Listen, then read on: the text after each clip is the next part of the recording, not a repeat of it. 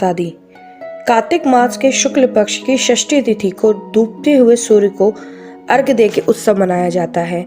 हम सभी इसे महापर्व छठ के नाम से जानते हैं। वैसे तो छठ की शुरुआत चतुर्थी से ही नहाया खाया की परंपरा के साथ हो जाती है और फिर खरना, उषा अर्घ और फिर संध्या अर्घ के साथ ये त्योहार अब पूरे देश में धूमधाम से मनाते हैं।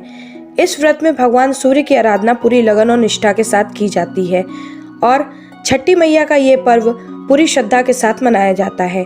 मान्यता है कि इस व्रत को करने से आपकी संतान सुखी रहती है और उसे दीर्घायु की प्राप्ति होती है। छठ मैया निसंतान लोगों की भी खाली झोली भर देती हैं। आइए आज हम आपको बताते हैं कि छठ मैया कौन है और कैसे इस व्रत की शुरुआत हुई। पौराणिक ग्रंथों के अनुसार भगवान ब्रह्मा की मानस पुत्री और सूर्य देव की बहन है षष्ठी मैया।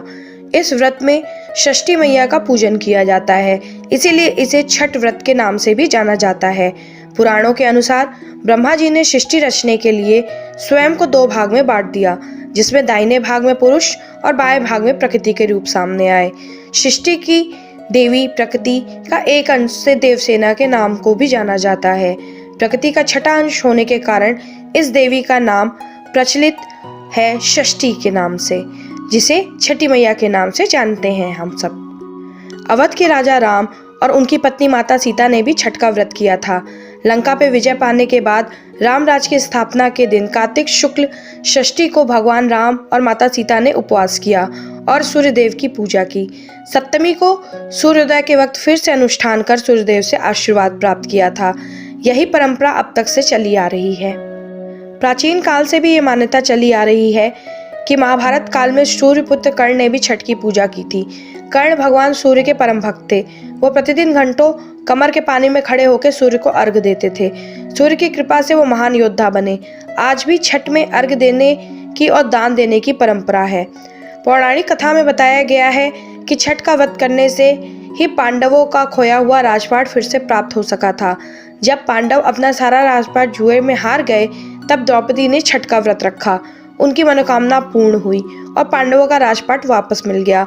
लोक परंपरा के अनुसार सूर्य देव और छठी मैया का संबंध भाई बहन का है, इसलिए छठ के मौके पर सूर्य की आराधना फलदायी मानी गई है।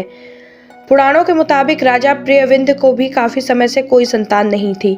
तब महर्षि कश्यप ने पुत्र प्राप्ति के लिए यज्ञ करा के प्रियवंद को पुत्री मालिनी के साथ यज्ञ आहुति देने के लिए बलि को खाने को कहा।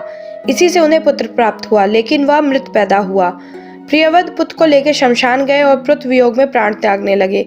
उसी वक्त भगवान की मानस पुत्री देवसेना प्रकट हुई और उन्होंने कहा, सृष्टि की मूल प्रवृत्ति के छठे अंश से उत्पन्न होने के कारण मैं सृष्टि कहलाती हूँ।